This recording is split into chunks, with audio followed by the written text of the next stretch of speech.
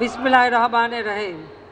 আজকের অনুষ্ঠানের সভাপতি, সহকর্মীবৃন্দ, আমার ছোট বোন রেহানা এবং সামরিক অসামরিক কর্মকর্তাবৃন্দ, মানবর কূটনীতিকবৃন্দ, প্রকল্পে সম্পৃক্ত পরামর্শক, ঠিকাদারি, প্রকৌশলী এবং শ্রমিক ভাই বোন সহ উপস্থিত সকলে এবং স্থানীয় জনগণ সকলকে আমার আন্তরিক শুভেচ্ছা জানাচ্ছি। আসসালামু আলাইকুম। পদ্মা সেতু রেল সংযোগ প্রকল্প অর্থাৎ রেলগাড়িতে চড়ে পদ্মা নদী পাড়ি দেয়া, এই পদ্মা সেতু রেল সংযোগ উদ্বোধন আজকে সেই স্বপ্ন পূরণের দিন। সবাইকে আমি এই দিনে আন্তরিক শুভেচ্ছা জানাই। আমি আজকে এই দিনে গভীর শ্রদ্ধার সাথে স্মরণ করছি সর্বকালের সর্বশ্রেষ্ঠ বাঙালি জাতির পিতা বঙ্গবন্ধু শেখ মুজিবুর রহমানকে, যার নেতৃত্বে আমরা স্বাধীনতা অর্জন করেছি। যিনি একটি স্বাধীন দেশ গড়ে তোলার, বাংলাদেশের প্রতিটি দুঃখী মানুষের মুখে হাসি ফোটাবার স্বপ্ন দেখেছিলেন। আমি তার প্রতি শ্রদ্ধা জানাই, যার নেতৃত্বে আমরা স্বাধীনতা অর্জন করেছি। শ্রদ্ধার সাথে স্মরণ করছি জাতীয় চার নেতার 30 লক্ষ শহীদ, 2 লক্ষ মা বোনকে। অত্যন্ত বেদনার সাথে স্মরণ করি 75 15ই আগস্ট বাংলাদেশের তদানীন্তন রাষ্ট্রপতি জাতির পিতা বঙ্গবন্ধু শেখ মুজিবুর রহমান এবং আমার মা বেগম ফজিলাতুন্নেসা মুজিব, আমার ছোট 3 ভাই কামাল, জামাল, রাসেল, কামাল জামালের নবপরিণীত বধূ সুলতানা রোজি সহ এবং আমার একমাত্র চাচা শেখ আবু নাসের সহ 15ই আগস্ট যাদেরকে নির্মমভাবে হত্যা করা হয়েছে, আমি তাদের আত্মার মাগফিরাত কামনা করি। একটা যুদ্ধ বিধ্বস্ত দেশের দায়িত্ব পেয়েছিলেন জাতির পিতা বঙ্গবন্ধু শেখ মুজিব স্বাধীনতার পর। সেই সময় বাংলাদেশ কি অবস্থায় ছিল? একটা ধ্বংসপ্রাপ্ত দেশ, পশ্চাতে পড়ে থাকা একটি দেশ। যুদ্ধের 1 বছর কোনো খাদ্য উৎপাদন হয়নি, একটি টাকাও রিজার্ভ মানি ছিল না, কারেন্সি নোট ছিল না, গোলায় খাবার নেই। 278টা রেল সেতু সহ শত শত কালভার্ট এবং সড়ক, সেতু ও কালভার্ট, প্রায় হাজার হাজার এই সেতু কালভার্ট তখন ধ্বংসপ্রাপ্ত, রাস্তাঘাট ধ্বংসপ্রাপ্ত। 2টি পোর্ট, মংলা, চট্টগ্রাম, মাইন পোতা। 3 কোটি মানুষ গৃহহারা, 1 কোটি মানুষ ছিল রিফিউজি, আহত এবং মুক্তিযোদ্ধা এবং নির্যাতিত মা বোন। এই সকল পুনর্বাসনের কাজ সম্পন্ন করে দেশকে উন্নয়নের পথে এগিয়ে নিয়ে মাত্র 3 বছর 7 মাস 3 দিনের মধ্যে বাংলাদেশকে স্বল্পোন্নত দেশে তিনি উন্নীত করে দিয়ে যান। দুর্ভাগ্য যে 15ই আগস্ট সেই সম্ভাবনা হারিয়ে যায়। স্বাধীনতার চেতনা, মুক্তিযুদ্ধের আদর্শ সব ধ্বংস হয়ে যায়। জনগণের ভোটের অধিকার, ভাতের অধিকার নিয়েও ছিনিমিনি খেলা শুরু হয়। 21 বছর পর আমরা সরকার গঠন করি। তখন থেকেই জনগণের সেবা করতে আমরা শুরু করি। প্রশ্ন হচ্ছে 75 সাল থেকে 96 আর 2001 থেকে 2008 এই 29 বছর যারা ক্ষমতায় ছিল তারা কেন পারেনি বাংলাদেশের সার্বিক উন্নয়ন করতে? আসলে যারা স্বাধীনতায় বিশ্বাস করেনি, মুক্তিযুদ্ধের চেতনায় বিশ্বাস করেনি, এদেশের মানুষের দিকে তারা ফিরে তাকায়নি। কিন্তু আওয়ামী লীগ সরকারে আসার পর আমরাই প্রথম এদেশের মানুষের ভাগ্য পরিবর্তনে যে কর্মসূচি নিই তার শুভ ফল আজ দেশবাসী পাচ্ছে। সে 98 সালের 23শে জুন আমরা যমুনা নদীর উপর প্রথম সড়ক ও রেল সহ বঙ্গবন্ধু যমুনা সেতু আমরা উদ্বোধন করি। পরবর্তী দ্বিতীয়বার যখন আমরা সরকারে আসি 2008 নির্বাচনে 9 সরকার গঠন করি, রেলকে স্বতন্ত্র, মন্ত্রণালয় হিসেবে ঘোষণা দেই এবং আলাদা মন্ত্রণালয় করে এই রেল যোগাযোগ বাংলাদেশে যাতে আরও ব্যাপকভাবে গড়ে ওঠে তার পদক্ষেপ নেই। 1965 সালের যুদ্ধে ভারতের সাথে যে রেল যোগাযোগ সড়ক যোগাযোগ যা বন্ধ ছিল সেগুলি উন্মুক্ত করে দিয়ে আঞ্চলিক যোগাযোগ ব্যবস্থা আমরা পদক্ষেপ নেই। সেই সাথে আমরা এই গত 14 বছর 14.5 বছরে আজকের বাংলাদেশ বদলে যাওয়া বাংলাদেশ সেই রূপকল্প 21 আমরা বাস্তবায়ন করে আজকে বাংলাদেশকে আমরা উন্নয়নশীল দেশের মর্যাদায় উন্নীত করতে সক্ষম হয়েছি। সেখানে যোগাযোগ ব্যবস্থাকে আমরা সবথেকে বেশি গুরুত্ব দিয়েছি। আমরা এই 14.5 বছরে 823 কিলোমিটার নতুন rail line, 280 kilometre metre gauge rail পথকে ডুয়েল গেজ, 1191 কিলোমিটার লাইন পুনর্বাসন পুনর্নির্মাণ এবং একই সময় 1036টি নতুন রেল সেতু নির্মাণ, 494টি রেল সেতু পুনর্বাসন বা পুনর্নির্মাণ এবং 146টি নতুন স্টেশন ভবন নির্মাণ, 237টি স্টেশন ভবন পুনর্নির্মাণ আমরা করেছি, নতুনভাবে আমরা নির্মাণ করেছি। তাছাড়া আমরা ঢাকা চট্টগ্রাম, ঢাকা ময়মনসিংহ, ঢাকা মাওয়া ভাঙ্গা মহাসড়ক সহ 854 কিলোমিটার মহাসড়ক 4 বা চতুর্থ লেনে উন্নীত করেছি। 10,810 কিলোমিটার মহাসড়ক প্রশস্ত করা হয়েছে। আর রেলের সার্বিক উন্নয়নে ব্যাপক কর্মসূচি হাতে নিয়েছি। এ পর্যন্ত লোকোমোটিভ 658টি, যাত্রীবাহী ক্যারেজ 516টি, মালবাহী ওয়াগন 50টি, লাগেজ ভ্যান সহ রেলওয়েতে সংযুক্ত হয়েছে।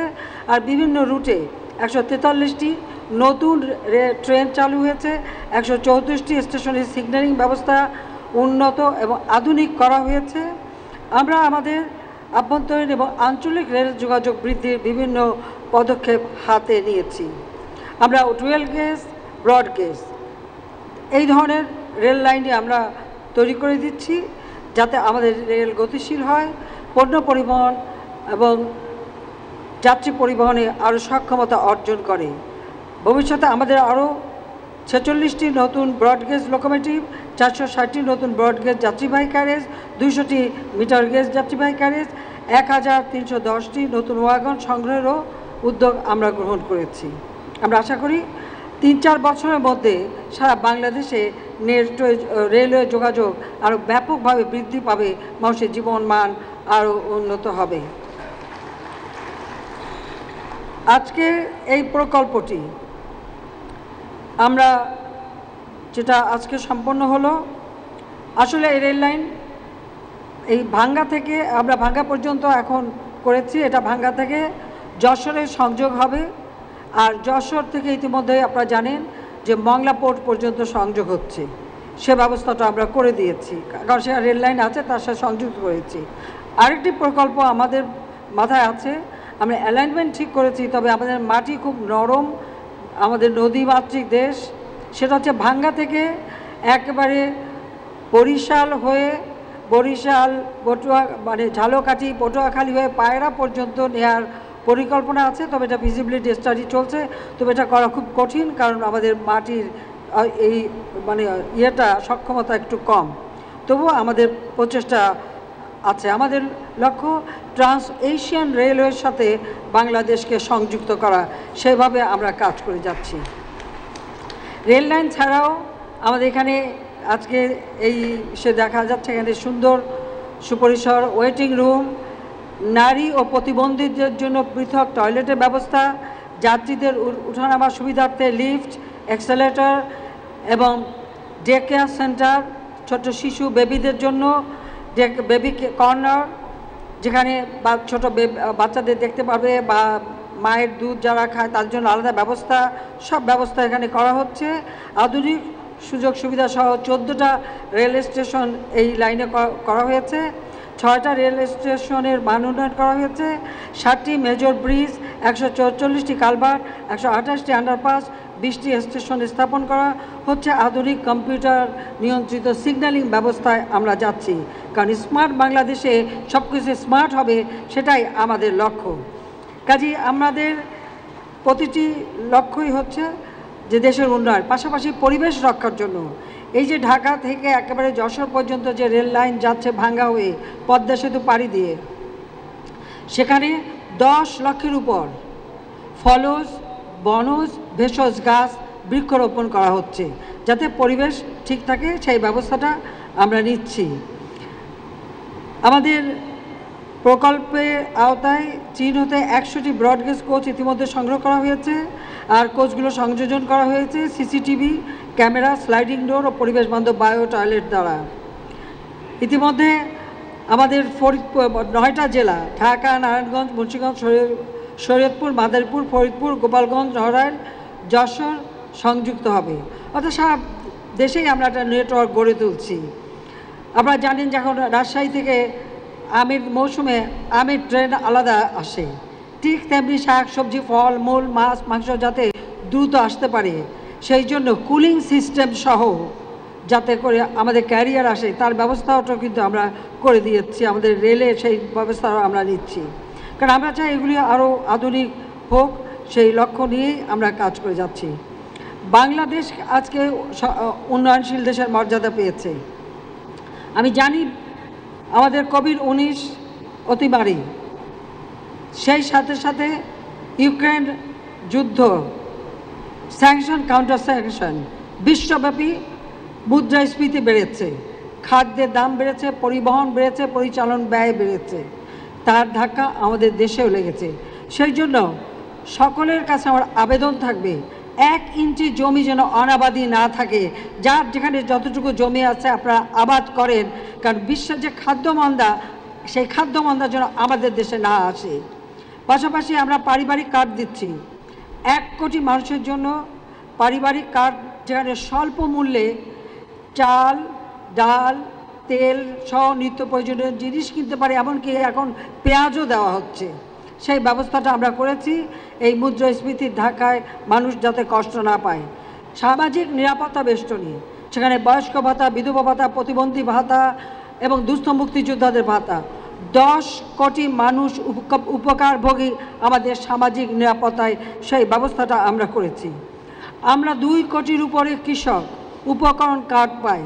এই উপকরণ কার্ড দিয়ে তারা স্বল্প মূল্যে সার, বীজ সহ সমস্ত কৃষি উপকরণ ক্রয় করতে পারে। সারের দাম আমরা কমিয়েছি, ভর্তুকি দিচ্ছি, 20% ভর্তুকি দিচ্ছি সেচের খাতে।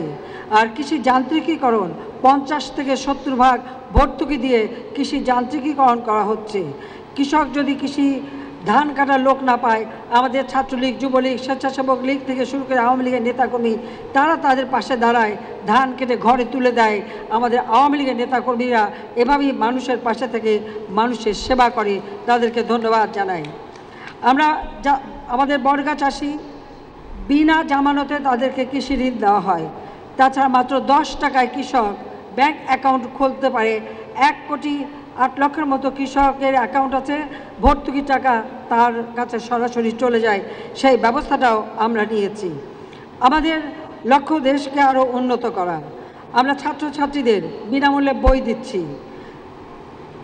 প্রাইমারি থেকে একেবারে উচ্চশিক্ষা গবেষণা পর্যন্ত প্রায় 2.5 কোটি শিক্ষার্থী তারা বৃত্তি উপবৃত্তি পাচ্ছে, যাতে আমাদের দেশটা এগিয়ে যায়।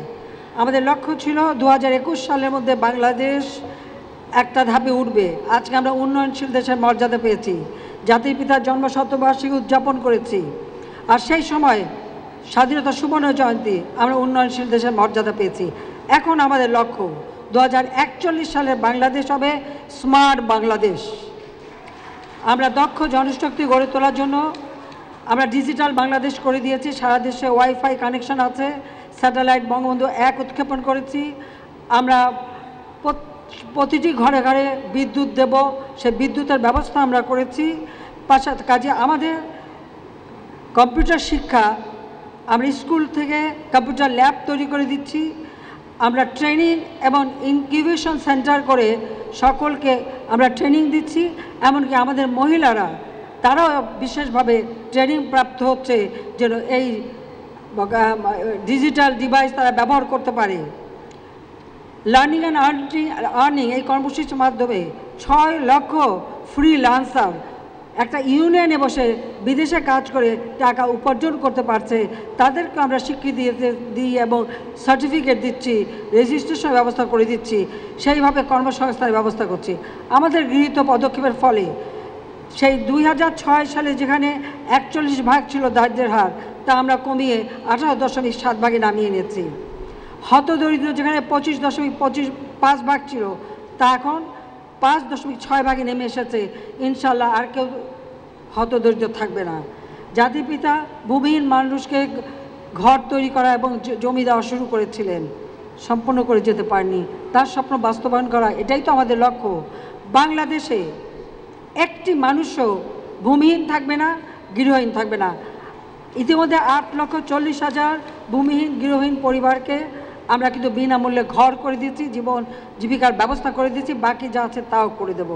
560টা বিশেষ আমরা মডেল মসজিদ এবং ইসলামিক কালচারাল সেন্টার তৈরি করে দিচ্ছি, যেন ধর্ম সম্পর্কে শিক্ষা পায়। তাছাড়া অন্যান্য ধর্মাবলম্বী মন্দির, প্যাগোডা, প্রত্যেকটা প্রতিষ্ঠানকেই আর্থিক সহায়তা, ট্রেনিং এবং মসজিদ ভিত্তিক অথবা মন্দির ভিত্তিক শিক্ষার ব্যবস্থা সেগুলি করে দিয়ে আমরা দেশকে এগিয়ে নিয়ে যাচ্ছি।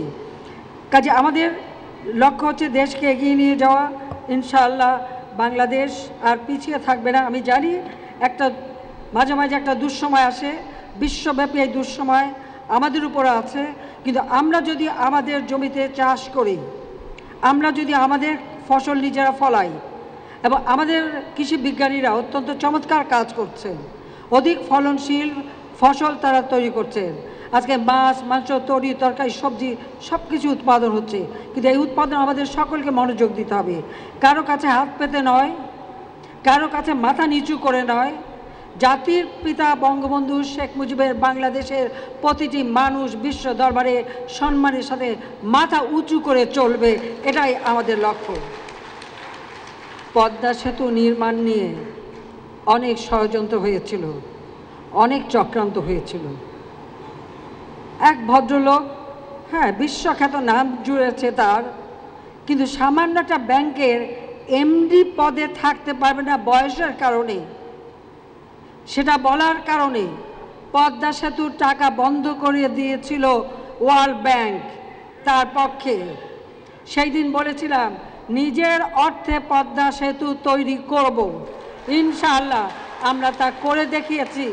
7ই মার্চের ভাষণে জাতির পিতা বলেছিলেন বাঙালিকে কেউ দাবায় রাখতে পারবে না, এই বাঙালিকে কেউ দাবায় রাখতে পারবে না, বাঙালি ঐক্যবদ্ধ থাকবে। আজকে যারা ভোটের কথা বলে, অবাধ নিরপেক্ষ নির্বাচনের কথা বলে, আওয়ামী লীগ সরকারে আসতে বলেই এদেশে অবাধ নিরপেক্ষ নির্বাচন হয়। আর যারা নির্বাচনের ধোঁয়া তোলে আর প্রতিদিন আমাদের ক্ষমতা থেকে হটায়, তারা কখনো অবাধ নিরপেক্ষ নির্বাচন চায় না, কারণ তাদের প্রতিষ্ঠা হয়েছে একটা অবৈধভাবে ক্ষমতা দখলকারীর হাত থেকে, এবং ভোট চুরি করা ছাড়া কোনোদিন ক্ষমতা আসে নাই। যে কারণে 2008 নির্বাচনে বিএনপি জামাত জোট, 20 দলীয় জোট 300 সিটে পেয়েছিল মাত্র 29টা সিট। তারপর থেকে তারা নির্বাচন বয়কট আর নির্বাচন নিয়ে খেলা, অগ্নিসন্ত্রাস, মানুষ হত্যা করা, মানুষের জীবন নিয়ে খেলা, এই ধ্বংসযজ্ঞে মেতে আছে। বাঙালি জাতিকে আমি আহ্বান করব, বাঙালি জাতির ভাগ্য নিয়ে যেন কেউ ছিনিমিনি খেলতে না পারে। এই দেশ আমাদের, রক্ত দিয়ে স্বাধীনতা এনেছি, জাতির পিতার আদর্শ নিয়েই বাংলাদেশ এগিয়ে যাবে, বিশ্বের বুকে মাথা তুলে দাঁড়াবে। 41 সালের মধ্যে স্মার্ট বাংলাদেশ, স্মার্ট জনগোষ্ঠী, smart economy, smart government, smart society, এই আমরা গড়ে তুলব, এটাই আমাদের লক্ষ্য। সবাইকে ধন্যবাদ। আমি এক্ষুনি আমাদের ডিজিটাল পদ্ধতিতে সুইচ অন করে আমি আমার রেল গাড়ি চলাচল সেটা আমি উদ্বোধন করব। আমি আল্লাহ রাব্বুল আলামিনের কাছে দোয়া চাই যে আমাদের এই যাত্রা শুভ হোক, বাংলাদেশের মানুষ জীবনমান আরও উন্নত। সবাইকে ধন্যবাদ। জয় বাংলা, জয় বঙ্গবন্ধু, বাংলাদেশ চিরজীবী হোক।